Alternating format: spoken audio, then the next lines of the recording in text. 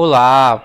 Eu começo esse vídeo no escuro não porque haja um defeito na gravação, mas para te mostrar gradativamente quanto que a luz ela é importante e o quanto que ela revela. Eu me chamo Josué, seja bem-vindo ao meu canal. Eu te convido a dedicar um pouco do seu tempo, eu te peço um pouco do seu tempo para que nós juntos possamos observar mais uma porção da Palavra de Deus. E hoje nós vamos estar dando continuidade na segunda aula da Escola Bíblica Dominical dos Adultos, mas que eu tenho certeza que esta aula não se destina somente ao público adulto, mas também a jovens, a crianças, a todo cristão que se preza, a todo cristão que busca a glória de Deus e busca ser diferente, influenciar.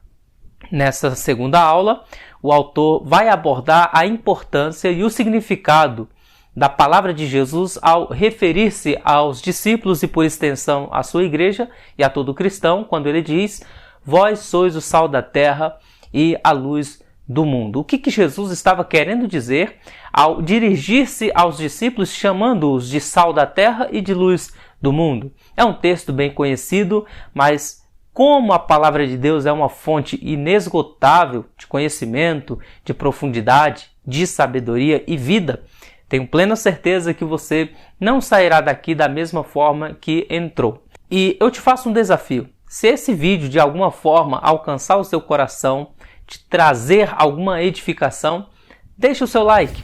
Nos ajude comentando aqui embaixo e compartilhando o conteúdo para mais pessoas. Sem mais demora, a lição desse trimestre ela vai abarcar o capítulo 5, 6 e 7 de Mateus.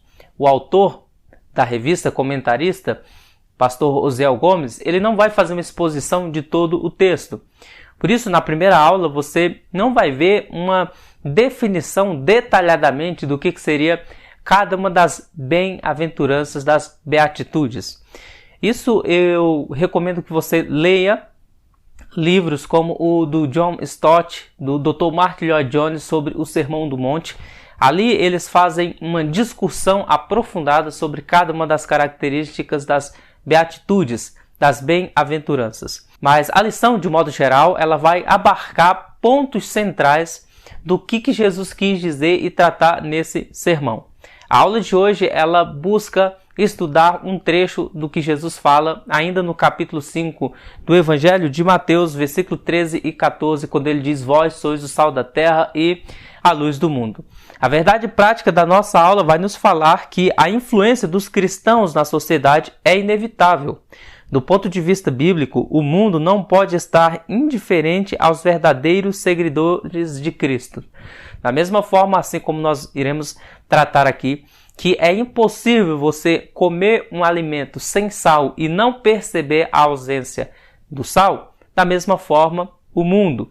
O mundo ele não vai permitir que o cristão verdadeiro passe desapercebido. Assim como o sal que passa-se sobre o alimento e deixa a sua marca, ainda que não apareça, o cristão ele deixa a sua marca, a sua influência, o seu posicionamento com resquício do reino dos céus na sociedade, na educação, na cultura e na arte. Onde o cristão passa, Cristo passa com ele, e assim a palavra que é viva vai gerando uma mudança e um impacto profundo na sociedade onde o povo de Deus ali está estabelecido. Na antiguidade, o sal tinha um valor esplêndido, um valor sublime. Inclusive os gregos viam o sal, e os romanos também, como algo divino. A palavra salário vem do termo sal. Na antiguidade, era comum que alguns povos pagavam o salário das pessoas em sal, porque naquela época não tinha geladeira, não tinha freezer, não tinha um meio de conservar a alimentação. O sal, então, ele servia como meio para se pagar o salário de um trabalhador, haja vista que ele era tão valoroso. Diferente de hoje, que nós temos sal em abundância, o sal é um dos elementos mais básicos e mais baratos no mercado, mas não era assim há 2000 anos atrás. Era extremamente raro, difícil obter o sal. Geralmente se obtinha sal mineral. Daí então Jesus falar que o sal que perde o sabor, na verdade é o sal mineral, um sal extraído de água, não com tratamento da mesma forma que é feito hoje, perdia-se então o sabor do sal daquela época. O sal então era muito precioso, numa cultura onde você tinha mais de 40 graus durante o dia e a noite abaixo, então havia uma oscilação muito grande na temperatura e havia a necessidade de se conservar o alimento, e o sal entrava então como esse conservante natural. Quando nós viajamos lá para a minha terrinha lá no Nordeste, na Paraíba, ou outras regiões ali do Nordeste, você vai ouvir como expressões como carne de charque, como carne de sol, carne de sal, que ainda são carnes que são preservadas pelo sal. Então o sal ele dá sabor, é impossível você não perceber a presença do sal. Agora um detalhe muito importante é que você não vê o sal no alimento quando você está se alimentando. O sal ele está presente, todavia ausente. Parece um paradoxo, mas não é. O sal ele está presente dando sabor e não sendo visto. Aqui nós já podemos extrair uma lição maravilhosa, é que o cristão não foi chamado para ser visto. As pessoas não devem observar os meus feitos apenas. As pessoas precisam sentir a essência. Eu corro o risco de ser visto apenas por aquilo que faço e trazer o holofote para mim. É óbvio que o mundo precisa ver as nossas obras. Como o próprio Tiago fala na epístola dele, a nossa fé ela é transparecida pelas nossas obras. A nossa fidelidade, a nossa evidência de que somos salvos, obviamente se revela nas nossas obras. A boa árvore tem bom fruto, pelo fruto se conhece as árvores. Quando aqui eu digo que o sal não deve ser conhecido pela estética, eu quero falar da intenção com que nós fazemos o que fazemos, da forma que fazemos para Deus. Há pessoas que fazem as coisas a fim de serem vistas, assim como os fariseus dão oferta e tocam trombeta, ajudam e tiram selfie. Nós não fomos chamados para sermos vistos, ainda que isso ocorra. Por exemplo, quando você pega o próprio Senhor Jesus realizando milagres, Jesus realiza milagres e fala para aquele que foi abençoado, que foi curado: ora, saia daqui e não conte para ninguém o que eu fiz. Mas inevitavelmente a pessoa ia e contava e Jesus automaticamente ganhava fama. Você vê que a intenção de Jesus não era o aplauso, não era o holofote. A intenção de Jesus era anunciar o reino de Deus. Nesse sentido, a missão do sal é dar sabor à comida e não ser visto. Um outro detalhe muito interessante é que quando você pega uma comida e você consegue ver o sal, isso implica excesso no sal. O outro extremo, e uma segunda lição que nós podemos extrair daqui, é que um pouco de sal é suficiente. Muito do sal estraga o alimento. O que eu quero dizer com isso é que nós, nessa metáfora do sal, quando aparecemos demais, estragamos as coisas. Nós temos que tomar cautela para não querer atropelar, nem tomar a frente do outro, muito menos e a glória de Deus. Deus ele não dá a sua glória para ninguém. Essa lição tem esses princípios a nos ensinar. Quando nós prosseguimos, nós vamos entender então da leitura bíblica em classe que está no Evangelho de Mateus, capítulo 5, versículo 13 ao 16. Vamos ler em extensão quando Jesus fala: vós sois o sal da terra. Se o sal for insípido, com que se há de salgar? Para nada mais presta, senão para ser lançado fora e ser pisado pelos homens. Vós sois a luz do mundo. Não se pode esconder uma cidade edificada sobre o monte, nem se acende uma candeia e se coloca debaixo do alqueire, mas no velador, e dá luz a todos os que estão na casa. Assim, resplandeça a vossa luz diante dos homens, para que vejam as vossas boas obras e glorifiquem a vosso Pai que está nos céus. Então, vamos lá. Vamos aqui, em primeiro lugar, para a definição de sal. A palavra sal, no grego, halas, ela tem vários sentidos. Em primeiro lugar, sal como um tempero para a comida, e essa palavra era usada para o sal usado nos sacrifícios salpicados. Em segundo lugar, essa palavra é usada também para definição de tipos de substância salina usada para fertilizar a terra arável. Então, nós temos sal aqui no sacrifício e sal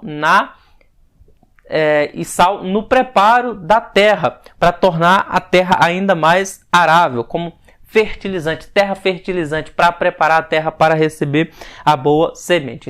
Em terceiro lugar, o sal também é um símbolo de acordo durável. Na antiguidade se usava sal em muitos acordos, porque assim como o sal preserva o alimento, o sal era usado nas alianças, nos acordos, como símbolo de preservar a aliança. Consequentemente, na confissão ou na confirmação de pactos solenes, os orientais estavam e estão, em alguns casos, até os dias de hoje, acostumados a compartilhar sal juntos. Isso é importante. E já falando de importância, qual a importância do sal é o segundo subtópico. Na época de Jesus, associado a 3 características importantes estava o sal. Em primeiro lugar, o sal ele estava relacionado à ideia de pureza. Indubitavelmente, sua fascinante brancura já nos revela uma verdade no olhar. Quando nós olhamos e vemos o branco revela pureza. Associação muito fácil a se fazer com o sal. Os romanos diziam que o sal era mais puro do mundo porque procedia de 2 coisas mais puras que existem: o sol e o mar. Daí eles tinham essa definição do sal ser algo relacionado a divino, algo divino. O sal também era uma oferenda na antiguidade dos homens aos deuses. Até o final do culto sacrificial judeu, toda a oferta era acompanhada de um pouco de sal. Portanto, para que o cristão seja o sal da terra, deve ser um exemplo de pureza e de sacrifício. Uma vida pura, uma vida de amor ágape, é uma vida que se sacrifica. Não um sacrifício no exemplo pagão, mas quando eu decido perdoar é uma espécie de sacrifício. Quando eu decido partilhar do meu pão com o meu próximo é uma espécie de sacrifício. Quando eu partilho a minha roupa, eu tenho 2, dou uma para o necessitado e fico com a outra, é uma espécie de sacrifício. Nesse sentido, eu estou sendo sal da terra, porque através das minhas obras eu abro uma brecha, uma oportunidade do sabor à vida de alguém e crio uma oportunidade para anunciar Cristo, aquele que realmente muda a vida da pessoa. Em segundo lugar, no mundo antigo, o sal era o elemento mais comum de todos os preservadores. Usava-se para impedir que os mantimentos e outras coisas apodrecessem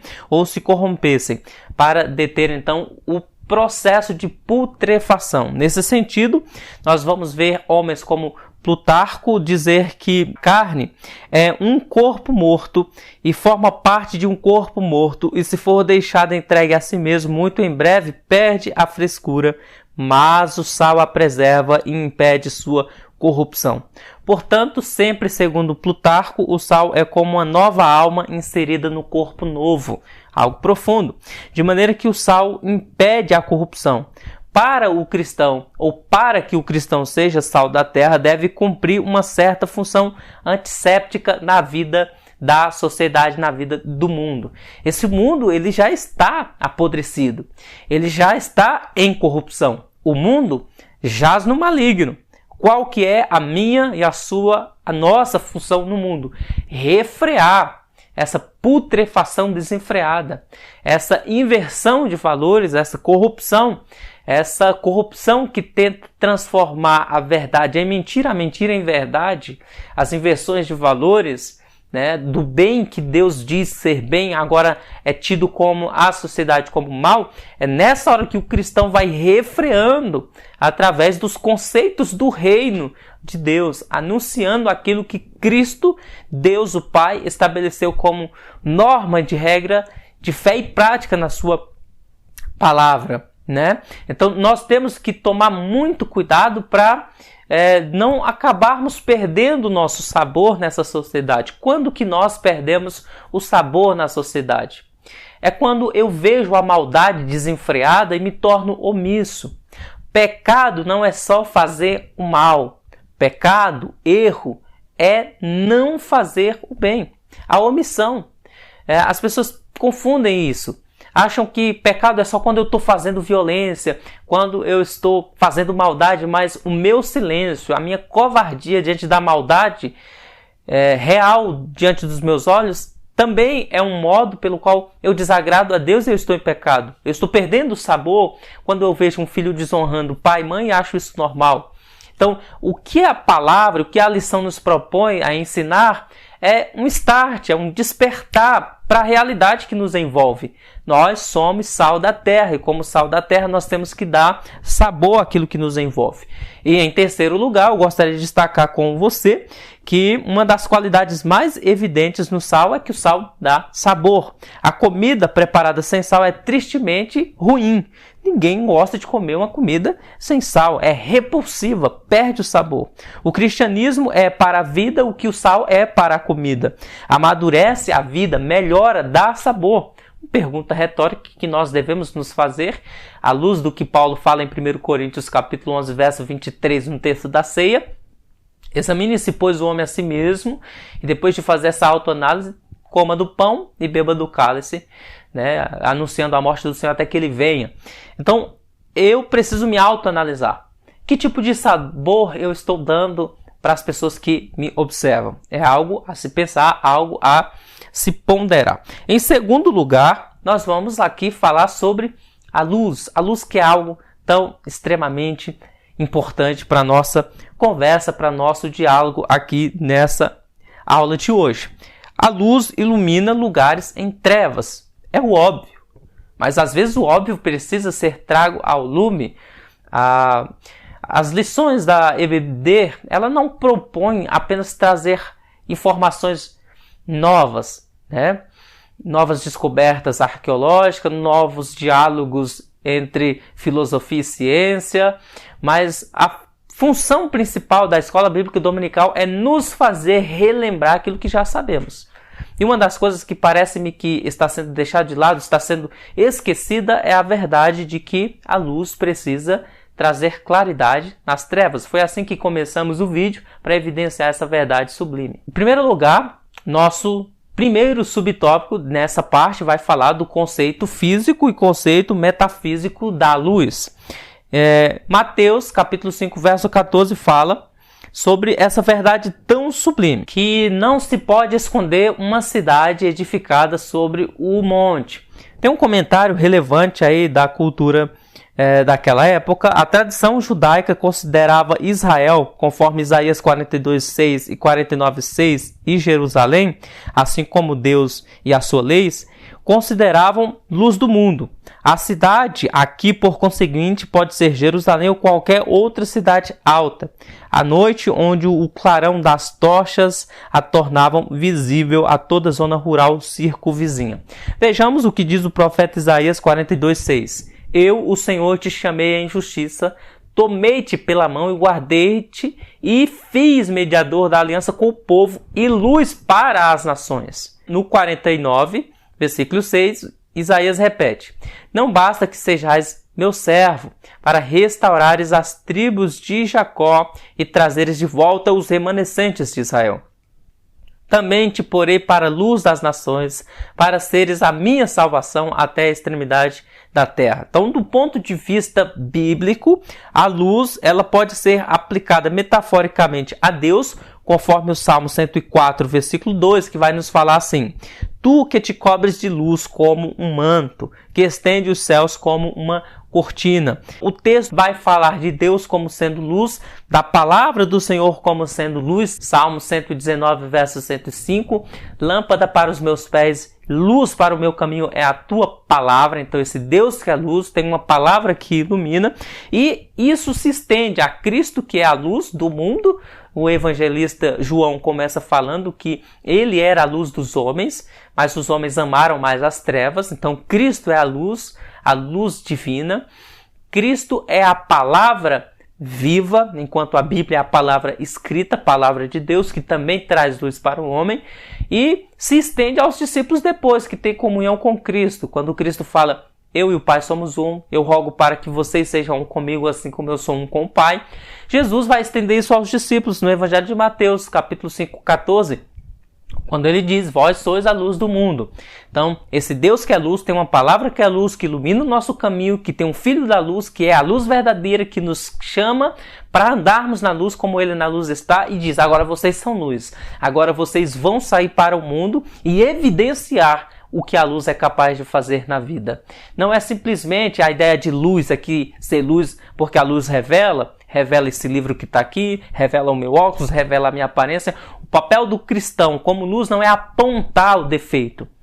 O papel do cristão como luz é revelar Cristo na vida dele, Cristo nas suas mãos, Cristo na sua palavra, Cristo na sua vida como um todo. Esse é o papel fundamental da luz, apontar para algo, revelar algo. E nesse caso, aquilo que nós apontamos não é outro, não é nada além de Cristo nosso Senhor. As pessoas olham para nós, devem fazer isso, mas quando olharem para nós, nós temos que estar apontando para alguém. Esse alguém é Cristo Jesus, o nosso Senhor. Ou se não, vejamos o que Tiago vai falar. Tiago, capítulo 1, versículo 17, ele vai falar que toda boa dádiva e todo dom perfeito vem do alto e descem do Pai das luzes, em quem não há mudança nem sombra de variação. Deus é o Pai das luzes. Se você é luz do mundo, isso implica que você é filho e filha de Deus. Então, isso nos chama a um desafio, que é justamente a proposta seguinte da lição. O cristão como luz. Agora perceba que se é impossível esconder uma cidade edificada sobre um monte porque ela tem luz e quem está na planície é impossível não ver, a menos que seja cego, da mesma forma é impossível um cristão não resplandecer a sua luz. Quando Jesus fala, assim resplandeça a vossa luz, versículo 16 de Mateus 5, diante dos homens, para que vejam as vossas boas obras e glorifiquem vosso Pai que está nos céus. O que é as nossas obras? A luz. Que faz o quê? Que revela o Pai. Por isso as pessoas glorificam o Pai que está nos céus. Veja como o texto é bem simples, mas profundo. Vou repetir com calma. Olha só. Assim resplandeça a vossa luz diante dos homens. Você está brilhando. Você está revelando Cristo. Para que vejam vossas boas obras. Então a evidência do Espírito Santo na nossa vida vai nos fazer ter boas obras. E as pessoas, ao olharem nossas boas obras, que vão condizer com o evangelho que pregamos, glorifiquem vosso Pai que está no céu. Isso aqui é tremendo. Da mesma forma que um pecado escandaliza o evangelho, traz vergonha para Deus, as boas obras do cristão glorificam ao Senhor. Que nós sejamos como Estevão, que debaixo de pedradas intercedeu por aqueles que o apedrejavam. Eles falam, nossa pastor, isso é impossível. De fato, é muito difícil. Mas qual o segredo para Estevão estar levando pedradas e intercedendo por seus inimigos? Em primeiro lugar, ele era filho da luz. Em segundo lugar, ele estava cheio do Espírito Santo. Em terceiro lugar, ele estava buscando imitar a Cristo. É tanto que quando ele cai lá, debaixo de pedradas, ele ergue os olhos para cima e vê os céus abertos e Cristo à direita de Deus Pai. E rende o Espírito e então falece, morre. O corpo tomba aqui, mas ele é recebido como um filho lá no céu. Da mesma forma que Estevão, com o rosto resplandecente, conseguiu resistir às pedradas que lhe sobrevinham, nós também, cheios do Espírito Santo, resistiremos às afrontas que advirão contra a nossa vida. Chegamos no terceiro subtópico aqui, falando sobre a luz em lugares de trevas. Quando disse que não se pode esconder uma cidade edificada sobre os montes, Jesus, ele referia-se à impossibilidade de esconder o brilho da luz. É impossível. No meio das trevas, a luz, ela evidencia. Temos de considerar, portanto, nas palavras de Jesus, nossa responsabilidade como sendo dupla. O sal e a luz têm uma coisa em comum. Eles se dão e se gastam. Você já percebeu que quando você acende uma tocha, ela está brilhando, está beneficiando aqueles que estão no recinto e ela se gasta à medida que outros se beneficiam? O sal, você pega o sal, coloca na salada, o sal vai dar um sabor, mas à medida que as pessoas se saboreiam, o sal está se perdendo, o sal está se doando, podemos usar essa expressão. Quando o sal é preservado, quando o sal é posto numa carne, para preservar a carne, o alimento, o sal, ele está se sacrificando, se doando, estamos usando uma linguagem metafórica, né? Está se sacrificando para que o sal para que ele, ali na carne, mantenha a integridade da carne, da pureza. Então, não é fácil lutar contra o relativismo. Não é fácil se posicionar e nadar contra a correnteza. Não é fácil ser como Daniel, Ananias, Misael, Azarias diante da estátua de Nabucodonosor, que decide não se dobrar diante da estátua e não adorar a um outro Deus. Não é fácil, mas isso teve um resultado impactante na história da redenção. Quando nós falamos de Daniel, nós temos bons exemplos. Quando nós falamos dos amigos de Daniel, Ananias, Misael e Azarias, nós temos bons exemplos. Então, para que nós marquemos a nossa época, há a necessidade de um autossacrifício. A história do cristianismo, a história da redenção, é uma história de sacrifício. O próprio Jesus falou que não há maior amor do que o amigo dá a vida pelo seu semelhante. Então, nesse sentido, o sal e a luz, ela tem uma lição importante para nós. À medida que nós nos doamos, nós auxiliamos, nós ajudamos na salvação daqueles que estão, de alguma forma, se beneficiando da nossa vida.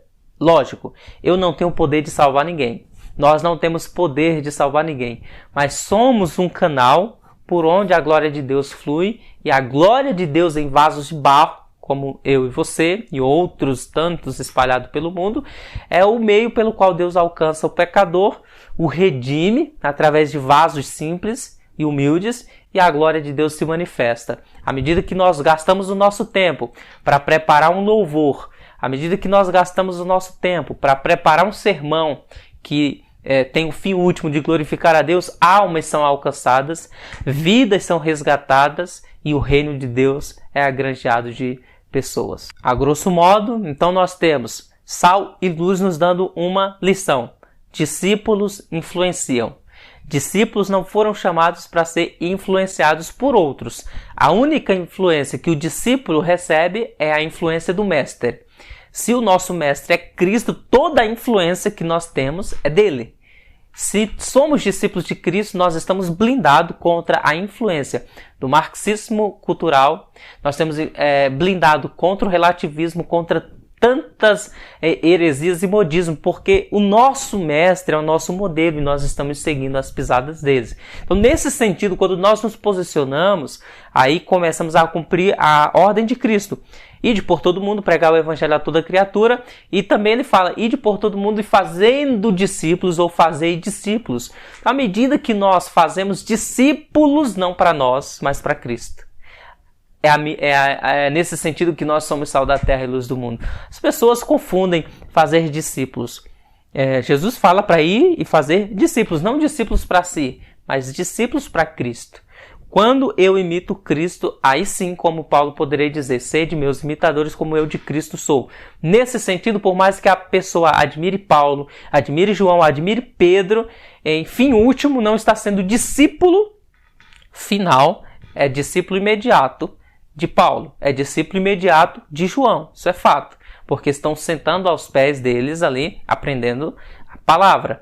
Mas o discipulado final advém de Cristo, porque Paulo também é um discípulo, João também é um discípulo. Então, nesse sentido, quando nós começamos a influenciar de certa forma alguém que passa a nos seguir, passa a nos acompanhar, essa pessoa não está sendo nosso discípulo apenas.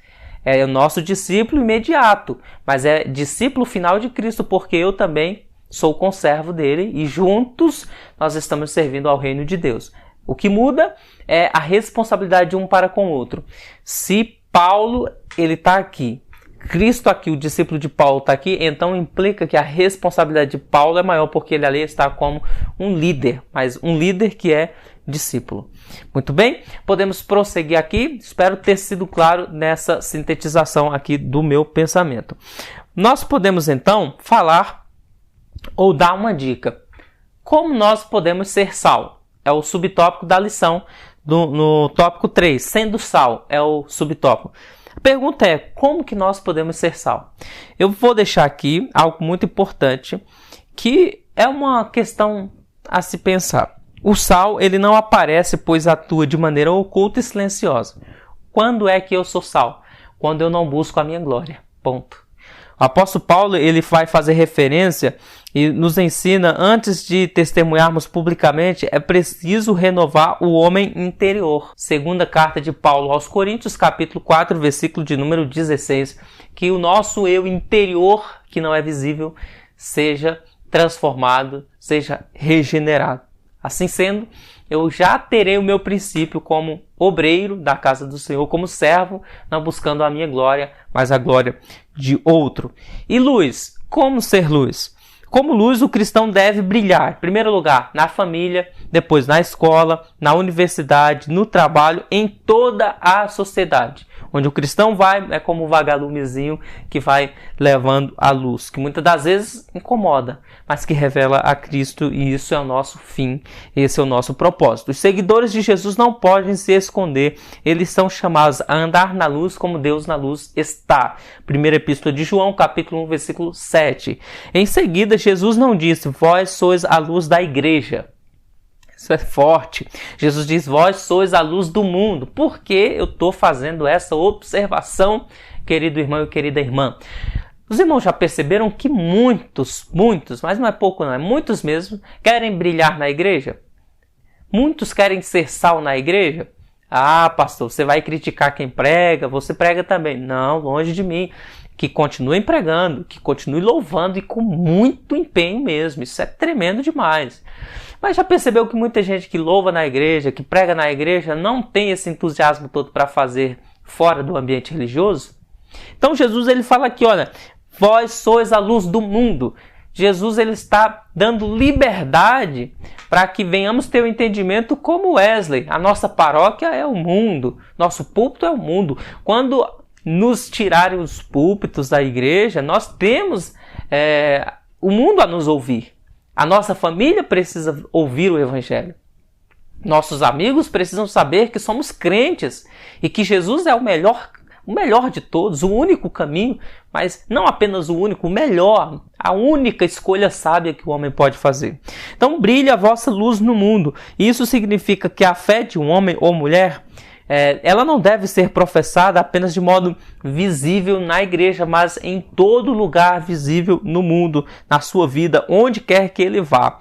Não pode haver coisa tal como o discípulo secreto. Não é nada tão prejudicial, porque ou o segredo destrói o discipulado, ou o discipulado destrói o segredo.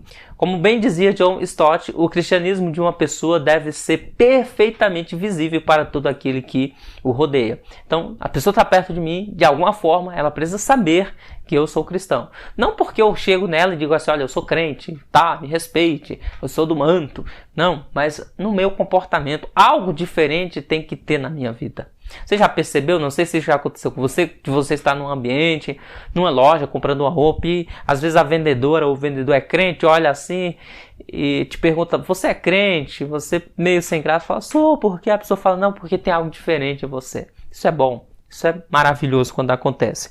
A influência cristã. Ouça então, pois, o conselho de Paulo. Veja prudentemente como andais. Efésios 5 vai nos falar como nós não devemos andar e como nós devemos andar. Então existe um jeito que nós não devemos andar, por exemplo, não em glutonarias, não em bebedices, não em difamações, são exemplos assim rápido. E como que nós devemos andar? Paulo também fala na pureza, no amor, na fraternidade, na oração, na vigilância. Então o cristão tem um caminho a evitar e um caminho a seguir. Helmut Tillich, ele vai falar e aborda esse tema de uma forma importante. Ele aborda este mesmo tema da necessidade qualitativa, incisiva ou ardida do verdadeiro testemunho cristão. Ao olharmos para algum cristão, diz ele, poderíamos pensar que a sua ambição é ser uma bacia de mel, um pote de mel do mundo. Eles adoçam e açucaram a amargura da vida com o conceito demasiadamente complacente de um Deus amoroso.